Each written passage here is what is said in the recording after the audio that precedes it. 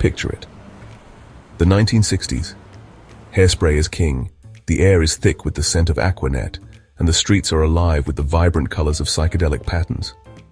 The Beatles are taking the world by storm, and everyone is grooving to the latest rock and roll hits.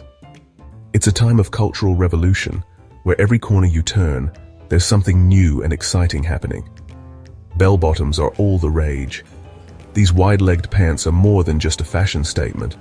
They're a symbol of the free-spirited and rebellious nature of the youth. People are expressing themselves like never before, and fashion is just one of the many ways they're doing it. From tie-dye shirts to miniskirts, the 1960s are a kaleidoscope of style. And America is locked in a Cold War staring contest with the Soviet Union. The world is on edge as two superpowers vie for global dominance. It's a time of espionage, nuclear threats, and intense political maneuvering. The stakes couldn't be higher, and every move is watched with bated breath. The tension? Thicker than Richard Nixon's makeup. Every speech, every handshake, every public appearance is scrutinized. Politicians are under immense pressure to project strength and resolve, and sometimes that means putting on a little extra foundation. Both countries wanted to prove their power, and what better way than conquering space?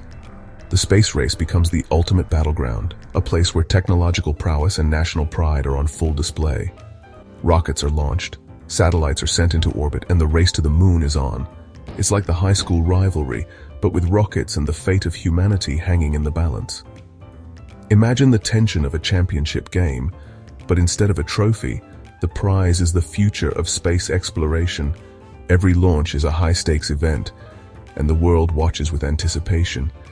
Enter the Apollo program, America's ambitious plan to put a man on the moon before the decade was out. This isn't just a scientific endeavor, it's a statement. A declaration that America is willing to push the boundaries of what's possible. The program is a massive undertaking, involving thousands of scientists, engineers, and astronauts, all working towards a common goal. Was it a bold goal? Sure. But boldness is what defines the era. The 1960s are all about pushing limits, breaking barriers, and dreaming big. The Apollo program embodies this spirit, aiming to achieve what many thought was impossible. Was it expensive? You bet your sweet Sputnik it was. The cost of the Apollo program is astronomical, but the investment is seen as necessary. It's not just about money, it's about national pride, scientific advancement, and the future of humanity. The government pours billions into the program, believing that the returns will be worth every penny. But did it finally give America something to brag about besides having the best-tasting cola? Absolutely. The moon landing is a monumental achievement, a moment that unites the country and inspires the world. It's a testament to human ingenuity, determination, and the unyielding desire to explore the unknown. The image of the American flag on the moon becomes an iconic symbol of what can be achieved when we dare to dream. Fast forward to July 20th, 1969. The world holds its breath as Neil Armstrong, Buzz Aldrin, and Michael Collins, the third wheel of space travel, blast off in Apollo 11. Their mission to boldly go where no man has gone before, or at least that's what they told their wives. The landing itself, tense. The moonwalk, iconic. The phone call from President Nixon, probably collect. But most importantly, America had finally beaten the Soviets in the space race. Take that, Khrushchev. Now who's got the superior lunar module, huh? But wait. Just when you thought it was safe to celebrate humanity's giant leap for mankind, a shadow of doubt creeps in. Not everyone was ready to break out the Tang and space food in celebration. A significant number of people, with furrowed brows and crossed arms, were not convinced by the moon landing footage. Some folks, let's call them enthusiastic skeptics, smelled something fishy. They scrutinized every frame, every shadow, and every word spoken by the astronauts. And by fishy, we mean a conspiracy so vast, so outlandish, it would make Bigfoot blush. These theories were not just whispers in the dark. They were loud proclamations that something was amiss. These conspiracy theories range from the mildly amusing, the kind that make you chuckle and shake your head, to the did you pull that out of a hat full of tinfoil. Yes, some theories were so bizarre, they seemed to come straight out of a science fiction novel. Some claim the moon landing was filmed on a Hollywood soundstage, complete with all the glitz and glamour of a big-budget movie production, directed by none other than Stanley Kubrick himself. The man behind cinematic masterpieces was supposedly roped into this grand deception. Because, faking a moon landing is just a hop, skip, and a jump from directing 2001, A Space Odyssey. The idea was that Kubrick's expertise in creating realistic space scenes made him the perfect candidate for this alleged hoax. The debates were heated, with people passionately arguing on both sides. Some pointed to the waving flag, the lack of stars in the sky, and the peculiar shadows as evidence of trickery.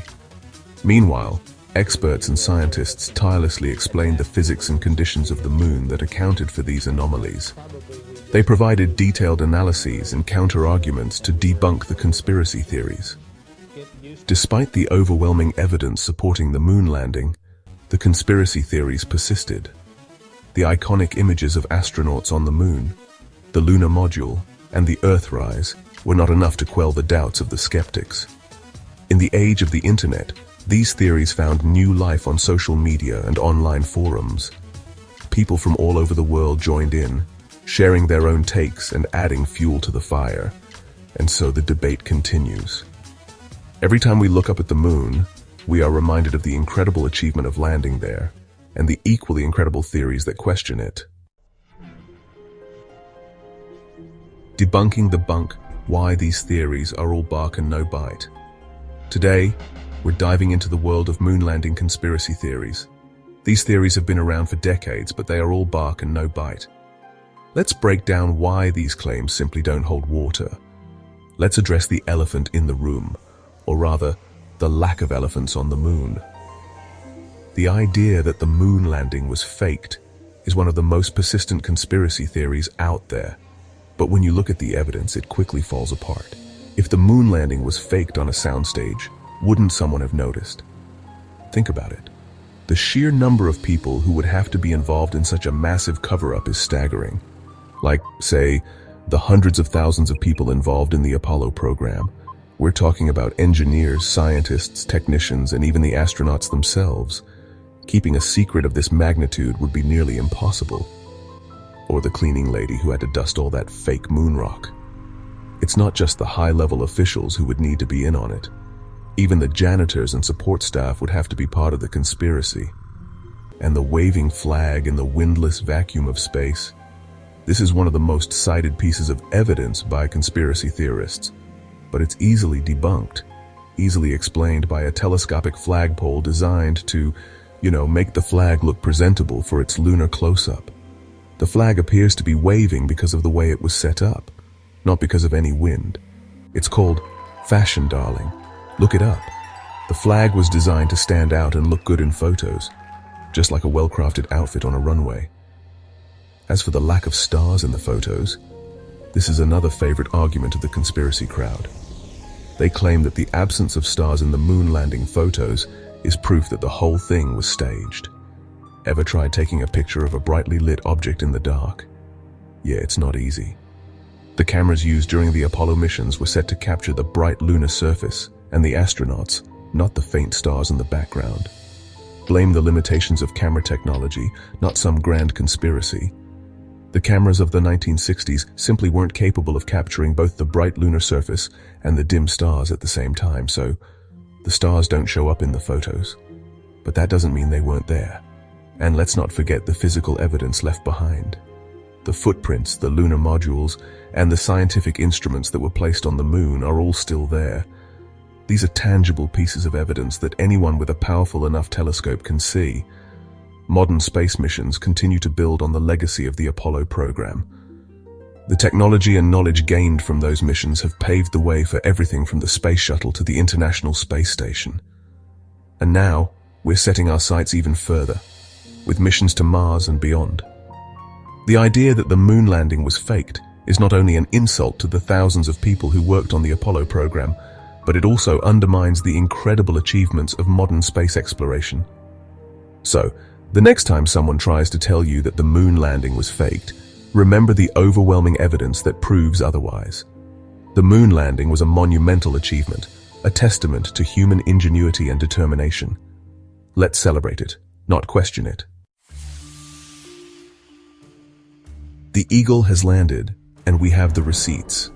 Look, the evidence that the moon landing was real is as overwhelming as a plate of astronaut ice cream after a week in space. We're talking thousands of photos, hours of footage, and enough scientific data to make a supercomputer's head spin. We've got moon rocks analyzed by scientists worldwide, laser reflectors planted on the lunar surface, and independent verification from other countries, including, wait for it, the Soviet Union. Even they weren't about to call us out on a bluff this big. Okay, but seriously, did we really land on the moon? Just kidding, mostly. So, there you have it. The Apollo missions were a testament to human ingenuity, perseverance, and our insatiable desire to prove we're better than our neighbors. Were they expensive? Sure. Were they a little bit crazy? Absolutely. But were they real? The evidence speaks for itself. Unless, of course, you believe that the Earth is flat, the sky is a hologram, and pigeons are actually government drones sent to spy on us. But hey, that's a story for another day, isn't it? If you enjoyed this video, don't forget to like, share, and comment.